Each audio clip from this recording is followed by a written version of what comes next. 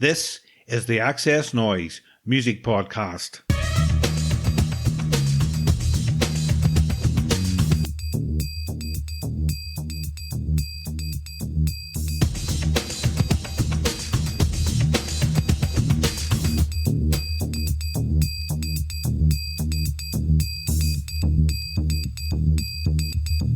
Hi everyone, welcome to episode 59 of the XS Noize Podcast. I'm Mark Millar.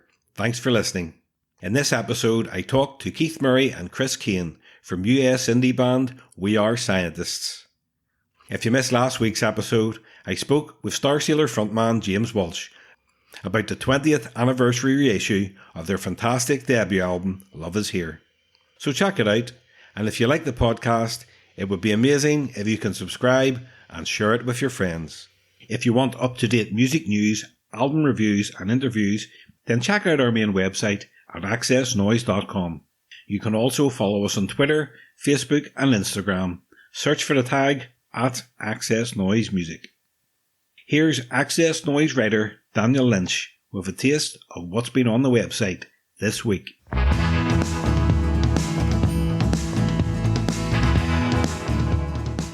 After famously cancelling 5 shows at Croke Park in 2014, country music megastar Garth Brooks has announced he'll finally return to the famous stadium and play 2 dates in September next year. Those dates and the ticket details are on our website. Our live reviews section is fully back up and running, and we've had people at Rag and Bone Man, Kasabian and Rick Astley shows. Maria Boyetta was at Soft Cell's Hammersmith Apollo gig. That's part of the band's 40th anniversary tour. Maria says the show left her in awe. Check the review if you couldn't make the gig. Finally, Saint Sister picked up the Best Album Award at the Northern Ireland Music Prize. That's for their second album, Where Should I End? Dea Matrona picked up the prizes for Best Single and the ATL Contender Award. You can find our review of the night at accessnoize.com.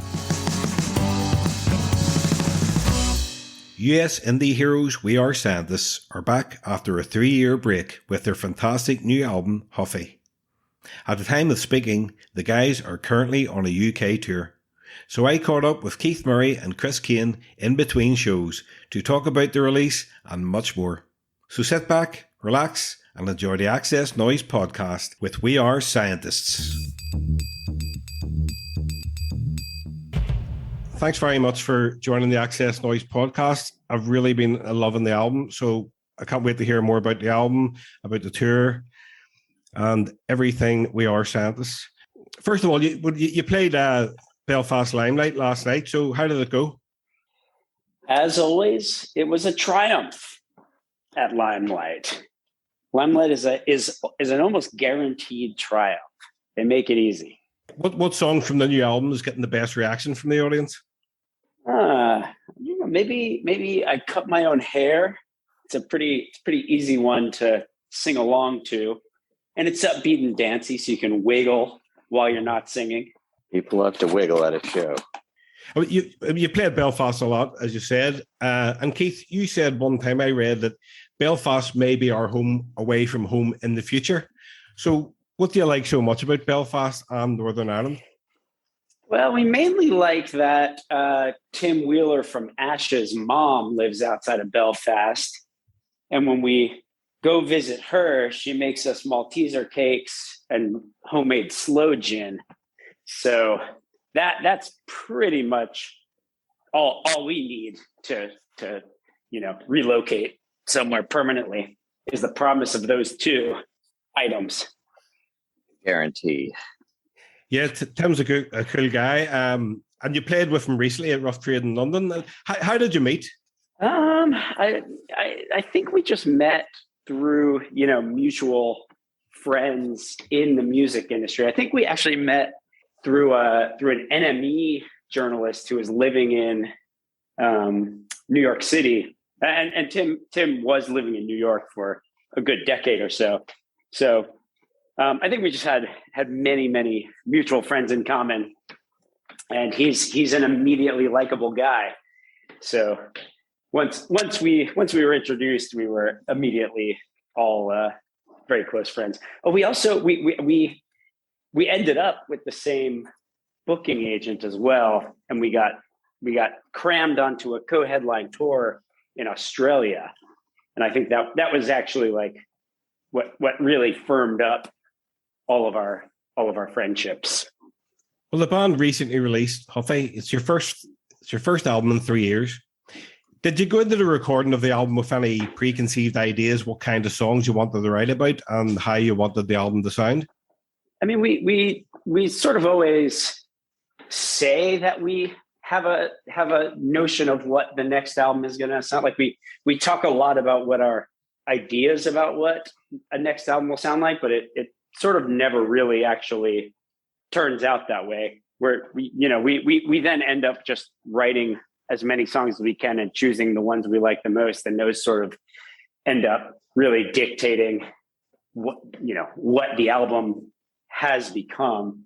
So yeah, any preconceived notions we've ever really had about what we wanted to do end up just being subjugated in the face of the quality material that appears and makes us record it. And the album entered the top 40 UK album chart. So congratulations. You must be pleased about that. Thanks. Yeah. Good result.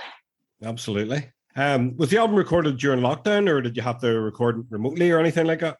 We started recording it a couple of weeks before lockdown began. And then, once quarantine, hit, we sort of ended up using that mainly as an excuse to just be locked up in a studio, which, even in normal circumstances is sort of a quarantined scenario. So yeah, we sort of ended up taking a longer period to record it than we had planned, just because we suddenly had much more time on our hands. So it was sort of a mix of, the initial studio recordings and like the basic tracking that we did in that studio, and then a lot of home studio work, sort of, remotely between the two of us. And then, we existed within one another's COVID bubble. Mm-hmm. So we were getting together and working on stuff together, but, just the logistics of both of us having spaces to work out of in our homes made working individually very easy as well. And just to let you know, I have actually listened to the album before the interview, unlike the Australian journalist Matt Doran. Nice. So let's talk about some of the songs. You did mention I Cut My Own Hair, which was released last year, and the first track from the album. So Keith, I read you always cut your own hair. I mean, this skill must have come in handy during lockdown, and your hair always looks great. You seem to have mastered it. But Chris, for the video, were you happy to take one for the team and cut your hair for the sake of the video? Well, yeah, I've sort of become accustomed, I think both of us have, to the idea that a music video requires a certain amount of suffering.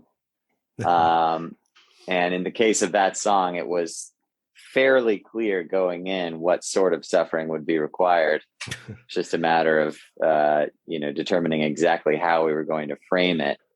But yeah, I was fine with it, especially that was at a point in lockdown when, nobody was really leaving their homes with any frequency. And certainly there was no such thing as going out on the town or going to a fancy restaurant. So it was not especially daunting to know that I might look like a bit of a fool for a couple months while my hair grew back in. Now, what I didn't realize is that I would come away with one of perhaps the finest haircuts I've ever received, and by my own hand. That was a pleasant surprise, I must say. Yeah, look great. And Keith, you obviously, since you're used to cutting your own hair, you must have been the envy of everybody during lockdown. I still feel like I didn't get the adulation that I'm due. I think once everybody just started cutting their own hair, they sort of lost respect for my long-standing practice. It just became utterly mundane. Whereas before, people, I guess didn't regard me as necessarily a hero for doing it, but I was regarded with at least a little bit of awe, maybe some fear. Definitely, the people definitely at least thought I was insane and perhaps a little dangerous. which was a nice edge to have. That's gone. Yeah, definitely gone now. I also love the song Fault Lines. It's a brilliant track, and the video was great. You looked like you had a great time making it. In the video, Keith, you steal a demo cassette from an Uber driver, songwriter, Demon Guy, and pass the songs on to a producer played by Chris and claim the songs as your own. If you could do this with an actual artist or band, living or dead, without anyone knowing, like in the movie yesterday, which song catalog would you choose? I don't know. That's tough to say. Like I'd like to have all of Weezer's great songs, but then that would also mean I'd be responsible for all of their terrible songs as well. And I don't want that stain on my record. But wait, in this thought experiment, would you be allowed to dump the material that you don't actually like? Yeah, you can do what you want. Oh, well, then so there you go, Keith. Then Weezer. Probably say Shawn Mendes. Yeah, really? Not bad. Yeah, it's a great concept. By the way, have you watched the Beatles Get Back? You must have watched that in the tour bus. We haven't watched it yet. The tour bus doesn't really seem like exactly the right place to like soak it in. It sounds like it's a pretty slow, intimate film. So I don't know. And given that the audio is such a important part of it, kind of don't want to be in a van with, people talking and other music playing and, farts ripping through farting going on through the. Yeah. So we actually haven't watched it yet. We've spoken a lot about how we're going to watch it, and we actually have a couple of days off coming up, so it might get viewed on those. And we've got a day off in Liverpool, which I don't know if you know, but the Beatles, I think, went to Liverpool once or something. Yeah, I think I read they played in Liverpool. Yeah, so we're gonna. That will be a great place to watch it. Yep. Yeah. If you're going to watch it anywhere. My favorite track on the album is "Bought Myself a Grave." It's a fantastic track. I love it. It's a morbid country song, and then the drum break comes in, and it turns into an 80s electronic pop song. So, what can you tell me about the genesis of that song? I think that song definitely had a lot to do in terms of how it ended up in the finished form that it did. Had a lot to do with our lockdown production process, where we just had so long to kind of sit on our laptops, Keith in Miami and me in Utah and then New York, just kind of fiddling with the songs and trying different ideas. Maybe had a little more time for that than we would normally have given ourselves before calling an album done. So I think that song probably got defaced or evolved more than some of the others through that process. But initially it was just an acoustic guitar and kind of whiny singer sort of a thing. In fact, I think the original version was just the first verse and first chorus. Very, very short. It went from the shortest song on the album to the longest song on the album. It got stuffed. Yeah. Yeah, it's just a fantastic surprise when the change comes in and the drum break. It's amazing. Did you shout when you first heard it?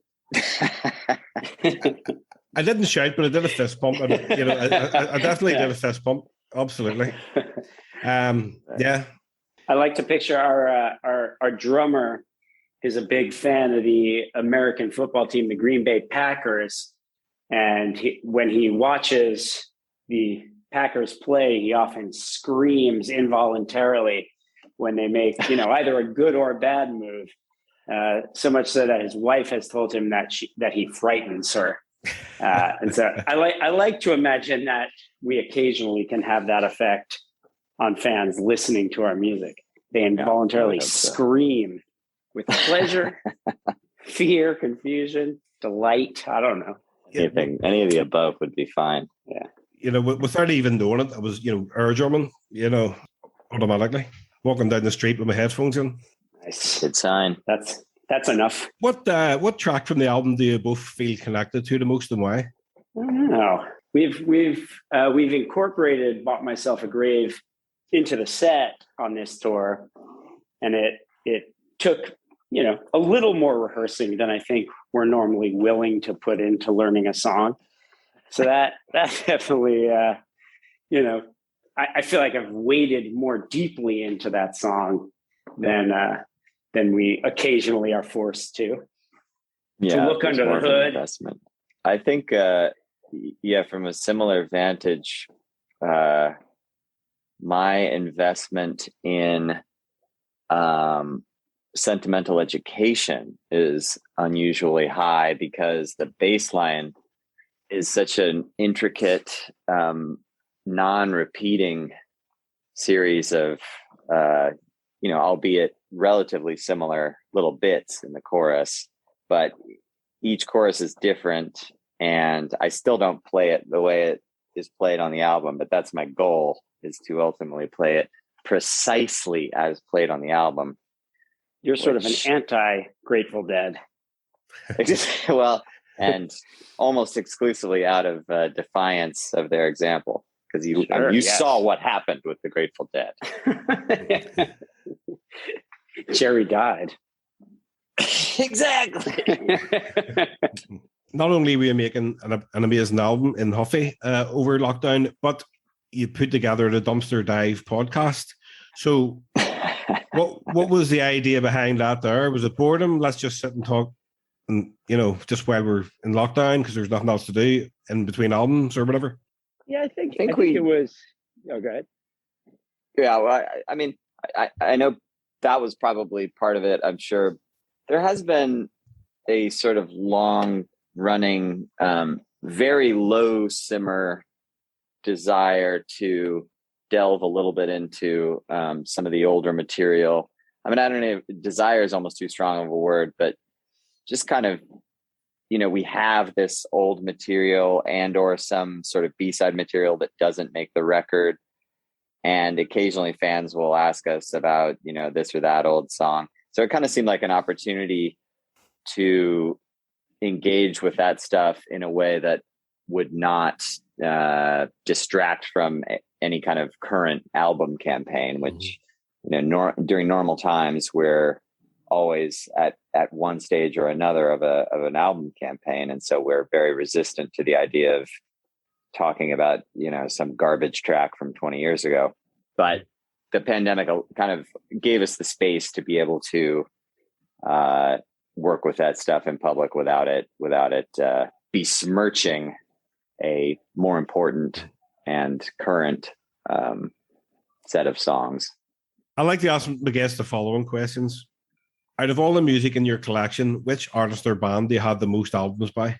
Oh, yeah. Probably We Are Scientists, I guess. That's right. Never heard of them.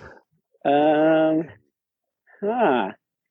don't know. I think sadly, well, part of the problem here is that obviously, I guess not obviously, but like most people, I think Keith and I don't buy that much physical music anymore.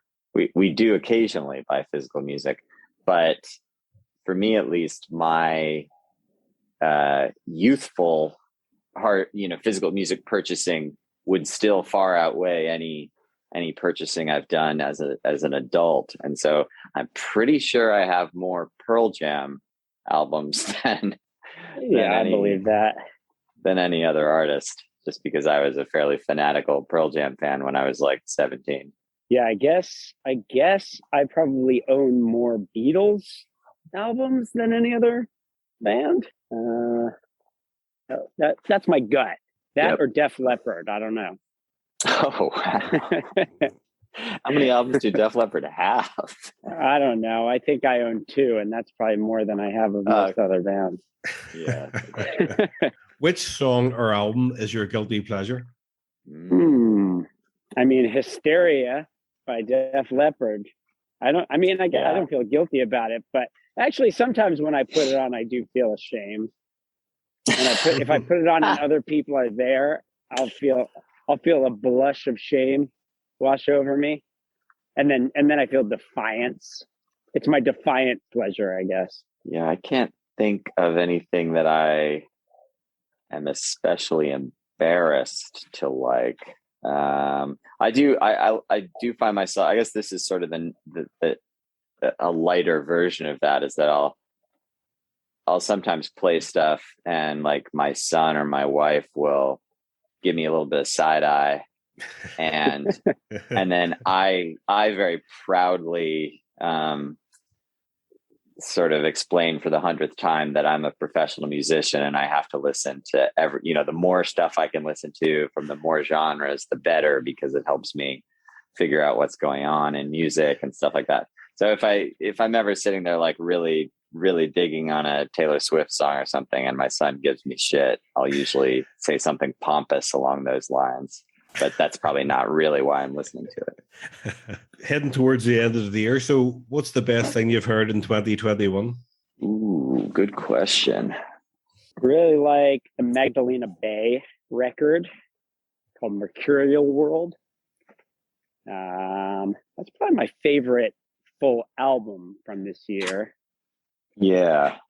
I'm liking Wet Leg a lot, what we've heard so far. I liked it took a second to grow on me, but I really, really love the Japanese Breakfast record. Oh, yeah, that's a great record. Is that from this year? I think that's this year. Yeah, he looked great. Yeah.